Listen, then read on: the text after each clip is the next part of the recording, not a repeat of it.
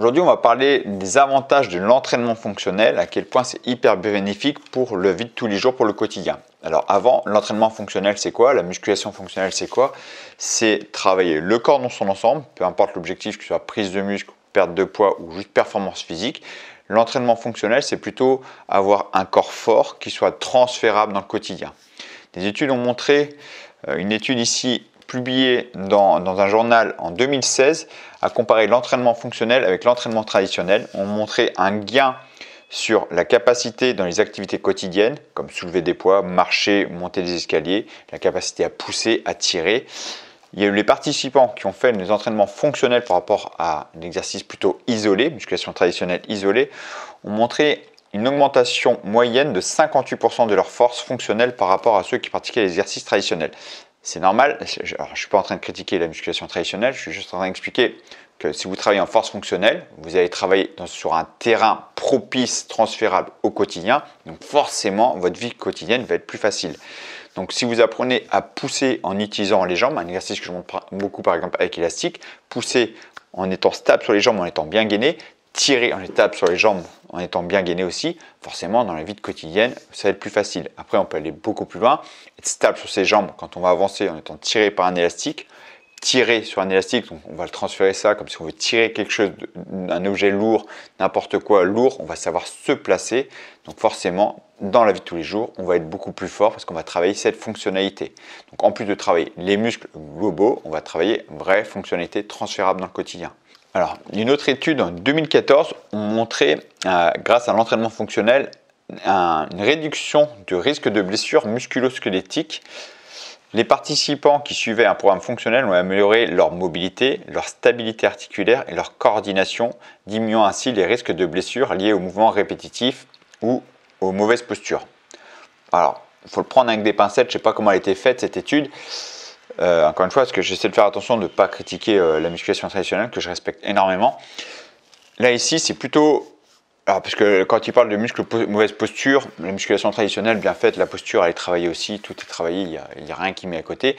Mais ici, là où je suis d'accord dans la musculation fonctionnelle, c'est qu'on va travailler des ensembles de groupes musculaires en même temps. Donc, il y aura une coordination générale qui va être importante pour vraiment que ce soit tout en harmonie. Donc forcément, dans le quotidien, on n'est pas bloqué, on va travailler l'ensemble du corps, donc meilleure stabilité, meilleur transfert de force, tout est lié. Donc ça me paraît logique d'être plus fort, encore une fois, dans le quotidien. Plus solide, plus stable, moins de risque de blessure, oui, parce que en entraînement fonctionnel, on va travailler beaucoup en instabilité avec un gainage, position debout, position dynamique. Donc forcément, on est moins sujet au risque de blessure.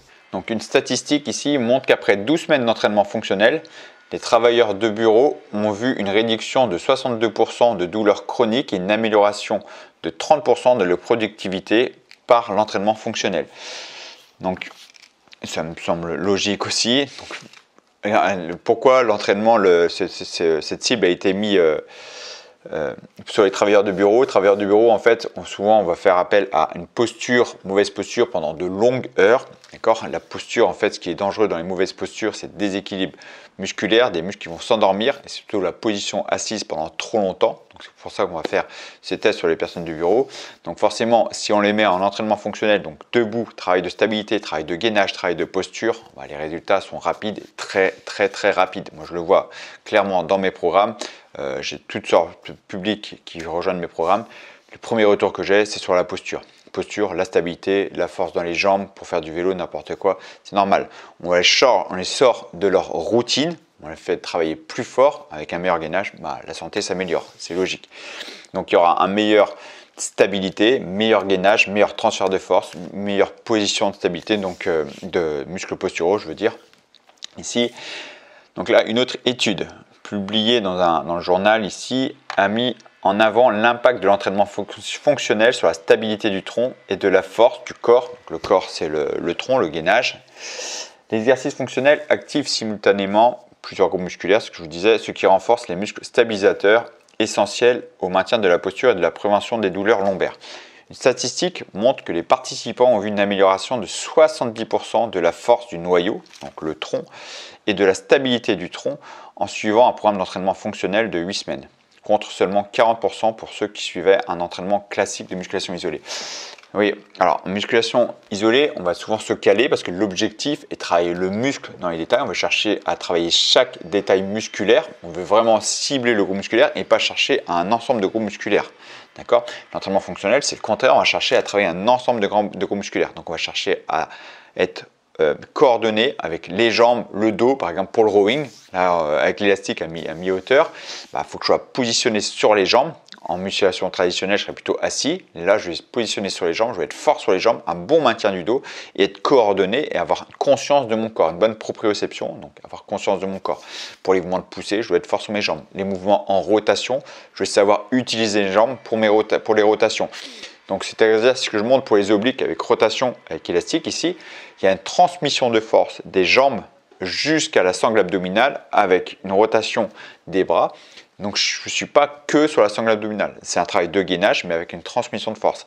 L'entraînement fonctionnel, c'est ça, le corps dans son ensemble pour travailler différents groupes musculaires en même temps. Donc d'autres études ont montré l'impact positif sur les personnes âgées ou les populations plus sédentaires. C'est normal que ça, même la musculation traditionnelle, de toute façon, toutes sortes d'entraînements va améliorer la santé générale. Alors, une étude ici de l'université de l'Iowa a démontré que les personnes âgées qui participaient à des programmes d'entraînement fonctionnel réduisaient leur chute de 30%. Ah oui, dans le programme fonctionnel, on va travailler les muscles posturaux, on va travailler la stabilité. Le risque de chute, c'est un problème d'instabilité, problème de coordination neuromusculaire, c'est-à-dire les muscles vont moins être en accord ensemble, donc on va être moins fort sur ses appuis, on va être moins gainé, donc travailler l'entraînement fonctionnel, on va être plus stable, on va mieux vieillir en fait, tout simplement. Donc l'entraînement fonctionnel va aussi améliorer la composition corporelle, l'entraînement de musculation traditionnel avec une bonne alimentation aussi ensemble, c'est normal. Donc l'impact sur la santé et le bien-être général, oui, parce que plus vous allez faire. Donc en entraînement fonctionnel, le corps va travailler dans son ensemble, le métabolisme va s'augmenter, le cardiovasculaire va s'améliorer, donc on va jouer sur le cœur, on va jouer sur la posture, on va jouer sur le gainage, on va jouer sur la stabilité, on va jouer sur la force générale. Donc le mental et le bien-être général va tout de suite être impacté positivement en fait. Donc une meilleure coordination et une proprioception. Donc la coordination, j'en parlais souvent, c'est vrai que c'est un terme qui ne plaît pas beaucoup, mais la coordination, c'est pouvoir être capable de reproduire des mouvements compliqués avec de plus en plus aisance. Prenez en compte que par exemple, lever un poids au sol, il y a une certaine coordination à avoir. La bascule du bassin, la flexion des jambes pour placer son dos, pour bien se placer, mettre le poids où il faut. Donc un soulevé de terre par exemple, il faut savoir se placer. Donc moins on a de la coordination, plus ce geste du quotidien est compliqué. Plus on est coordonné, plus on va pouvoir reproduire des mouvements de plus en plus complexes avec aisance. Et si on fait des mouvements avec une bonne coordination avec résistance, on est de plus en plus fort dans les gestes sportifs ou dans sa vie de tous les jours. Donc tout ça va améliorer aussi la santé générale. Et une autre étude a montré une réduction des douleurs chroniques. Donc cette étude a révélé l'entraînement fonctionnel peut être une méthode efficace pour réduire les douleurs chroniques, en particulier au niveau du dos, des hanches et des genoux, en améliorant la mobilité articulaire et la force des muscles stabilisateurs. Donc l'entraînement fonctionnel corrige les déséquilibres qui peuvent entraîner des douleurs persistantes. Et comme je vous disais, avec l'entraînement fonctionnel, on va travailler les pleines amplitudes, on va travailler les muscles posturaux, l'équilibre, le gainage. J'aime bien incorporer de la mobilité, parce que je pars du principe que quand on est bien mobile, les articulations sont moins compressées. Donc en travaillant tous les muscles stabilisateurs, on a des articulations qui sont mobiles, des articulations qui sont soutenues par tous les muscles posturaux. C'est jackpot. Donc pour conclure, moi, je vous invite à tester la musculation fonctionnelle, à vous y mettre. La musculation fonctionnelle ou musculation athlétique. Donc la musculation, dans mes programmes, je fais la musculation fonctionnelle, musculation athlétique, c'est-à-dire que je vais plus loin. La musculation fonctionnelle, comme je vous dis, c'est être capable d'être fort dans le quotidien, pousser, tirer, porter. La musculation athlétique, c'est aller plus loin, c'est travailler l'explosivité, la puissance, la coordination encore plus loin, le cardio, on va tout travailler. Donc peu importe l'objectif, l'entraînement fonctionnel, c'est pas un objectif prise de muscle ou perte de poids. Je vais utiliser l'entraînement fonctionnel pour améliorer les capacités générales et en même temps, l'objectif secondaire, ça peut être la perte de poids, performance physique, donc là c'est côté athlétique ou la prise de muscle. D'accord? J'ai des programmes pour tout le monde. Si ça vous intéresse, moi je vous invite à cliquer ici, suivre le quiz pour vous aider à choisir le programme qui vous correspond.